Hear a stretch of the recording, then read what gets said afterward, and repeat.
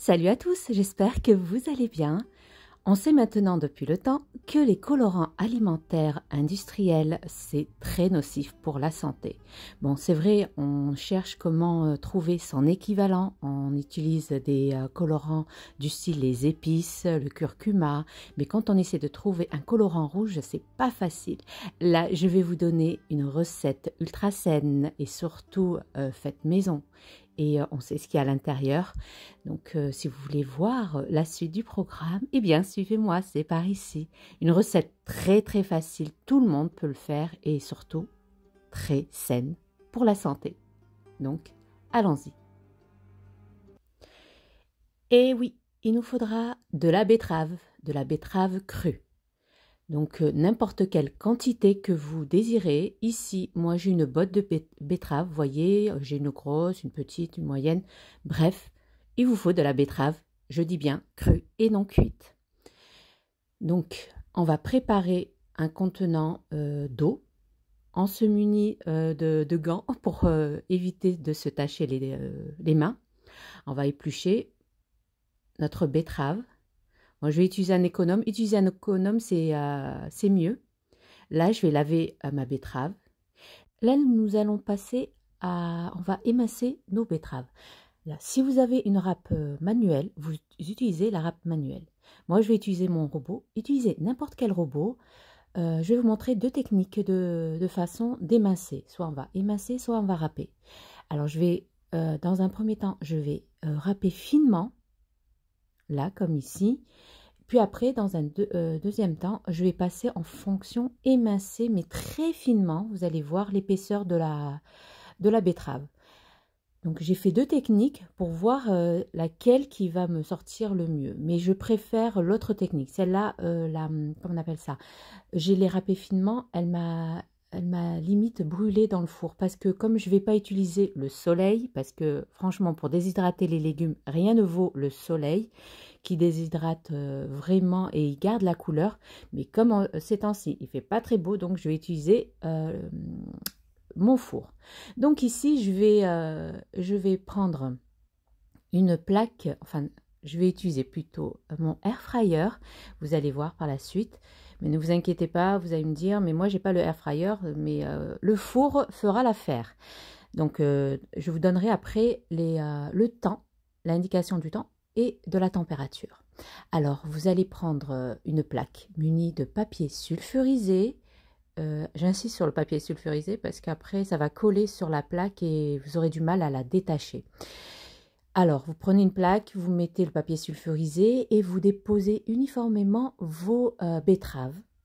Donc, moi, je vais utiliser mon air fryer. Je vais déposer au fond de mes plaques papier sulfurisé et je vais déposer mes betteraves, mes lamelles émincées, mais très très finement. J'insiste sur le fait de très finement. Ah oui, et j'ai fait égoutter ma betterave. J'insiste sur le fait que vous égouttez la betterave parce que ça dégorge, ça rend beaucoup d'eau. Donc là, j'ai déposé, je les ai mis à part égale et je vais les mettre dans mon air fryer. Alors pour ceux qui ont le four normal, comme j'ai, voilà, vous allez faire 60 degrés pendant 6 heures. Et oui, pour déshydrater, c'est 6 heures. Pour ceux qui ont le air fryer, vous mettez la position déshydraté et vous voyez que il va me demander 6 heures. Je vais voir en fonction des heures, quoi. Enfin, du taux d'humidité que j'ai dans ma betterave. Du coup, là, je vais matcher parce que comme je vais utiliser les deux bacs, donc je vais matcher mon four. Et tous les 1 heure, je vais venir et je vais remuer comme j'ai fait pas mal de betteraves. Donc, je vais remuer avec une spatule pour faire monter ceux qui sont en bas, déshydratés, ceux qui sont en bas, remonter en haut. Donc, vous voyez, à l'aide d'une spatule, je remue. Je procède de la même façon de l'autre côté. Et pour ceux qui ont le four, c'est la même chose. Tous les 1 heure, vous retirez votre plaque et vous remuez avec votre spatule. Là, vous voyez, au bout d'1 heure, ça passe vite. Hein. Vous dites 6 heures, mais ça passe très vite parce que c'est à très très basse température. Donc, c'est 6 heures. à 60 degrés. Vous voyez, au bout de, moi ici, au bout de 4 heures, vous voyez que la quantité, elle s'est réduite. Et là, ça commence à se déshydrater. C'est encore mou, je vais encore continuer et je vais laisser, en fait, moi j'ai pris 6 heures de déshydratation. Donc voilà, vous voyez la quantité que j'ai mis, ça m'a pris un bol. Et je vais passer maintenant à la mixture. Je vais moudre ma betterave. Et je vais la moudre très finement.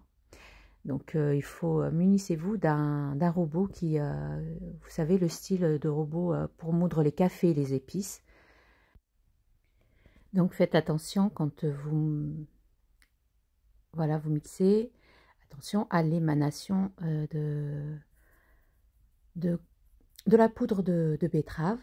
Je continue, je procède ainsi de suite jusqu'à épuisement de toute ma betterave. Franchement, ça m'a fait une très grosse quantité.